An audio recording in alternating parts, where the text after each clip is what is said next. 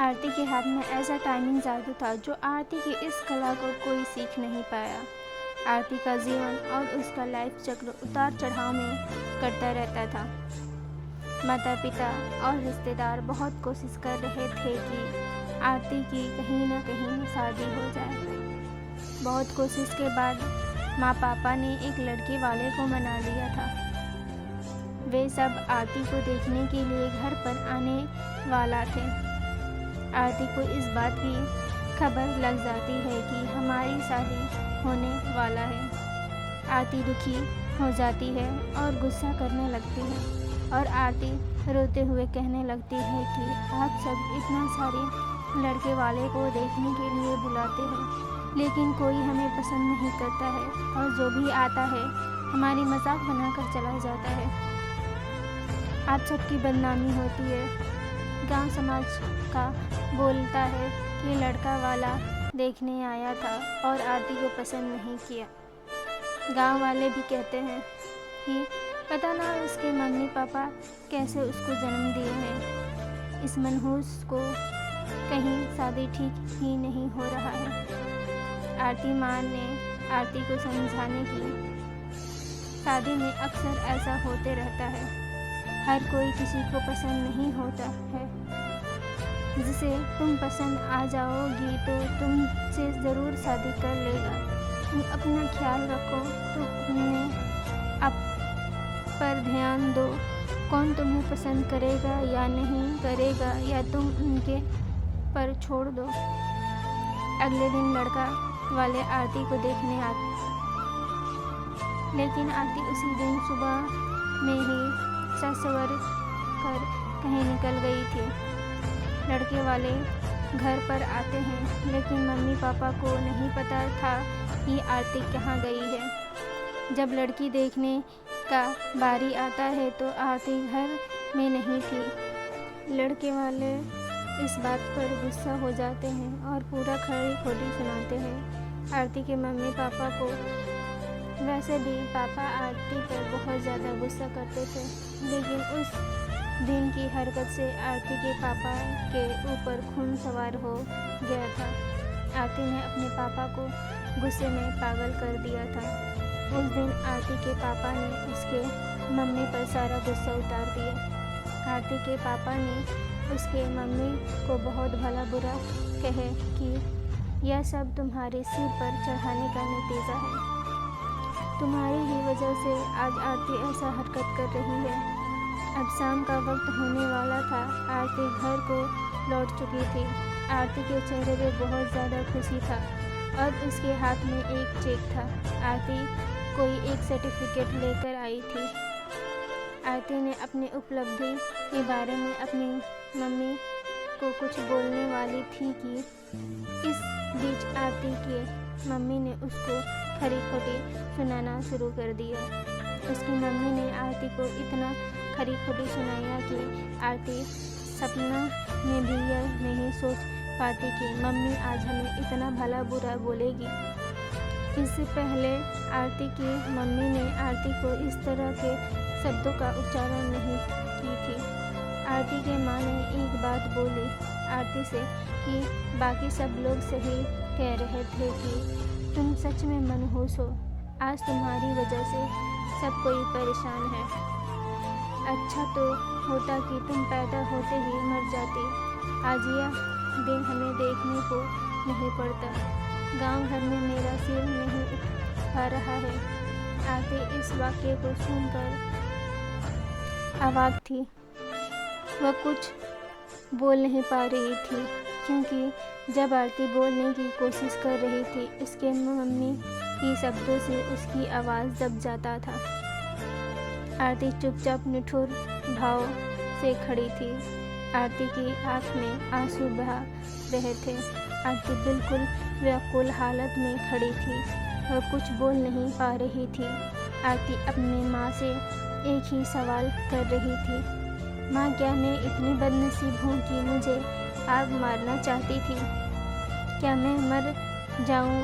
मैं इतनी बुरी हूँ, अब मुझसे मारना चाहती थी। मैं ऐसी क्या गलती कर दी हूँ? आरती के द्वारा बोला गया एक भी बात का असर उसके मम्मी पर नहीं था। आरती की मम्मी काम कर रही थी और गुस्से में आरती के ऊपर में अनेकों बात का प्रहार कर रही थी।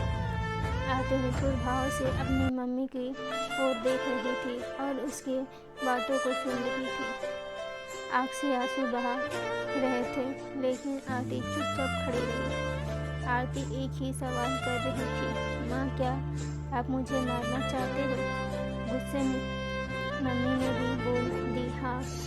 आरती बिना एक पल बिताए ही सीधा अपने कमरे में जाकर दरवाज़ा बंद कर लेती है। 1-2 मिनट के बाद में मम्मी का गुस्सा शांत होता है।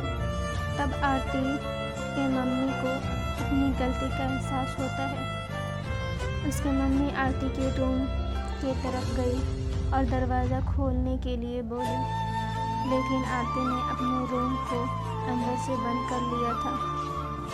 आरती के माँ ने जब देखी कि आरती अंदर से दरवाज़ा बंद कर ली है, आरती की माँ सोची कि यह कोई गलत कदम नहीं उठा ले। इसलिए आरती के मम्मी ने उसके पापा के पास तुरंत कॉल की घर आने के लिए। दोनों ने दरवाज़ा खोलने के लिए काफ़ी कोशिश की, लेकिन आरती ने दरवाज़ा नहीं खोली। कुछ समय बीतने के बाद आरती के पापा को अब एहसास हो गया कि आरती कुछ गलत कर ली है। आरती के पापा ने तुरंत दरवाजे को तोड़ दिए। आरती के मम्मी पापा ने अंदर का सीन देखा तो अवाक रह गए। आरती ने दुपट्टे को फंदा बनाकर पंखा से लटक रही थी।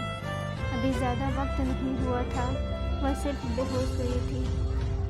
माँ और पापा ने तुरंत उसे उठाकर पंखा से अलग किए, फिर गले से दुपट्टा निकाला और बेड पर आरती को लेटा दिए। स्थिति को देखते हुए उन्होंने तुरंत डॉक्टर को कॉल लगाया। माँ की नज़र अपनी लाडली बेटी आरती की मुट्ठी बंधे हाथ पर जाता है।